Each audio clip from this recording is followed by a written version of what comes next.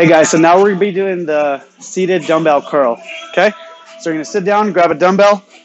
We have 2 dumbbells. Make sure you grab a weight you can do controlled, okay? You're going to have your palms facing out. You're going to go up, elbows tight, wrists slightly extended, just like that. You're going to flex, down 3 seconds, 1, 2, 3. At the bottom, you're flexing your triceps. So right here, you're going to flex your triceps. What that's going to do is you're going to extend the bicep and you get a full contraction. So let's do that. Let's put it all together now, okay? Up, squeeze, down 3, 1, 2, 3. Flex the tri, up, squeeze, 1, 2, 3. From this angle, up, squeeze, 1, 2, 3. Okay? That's the seated dumbbell curl.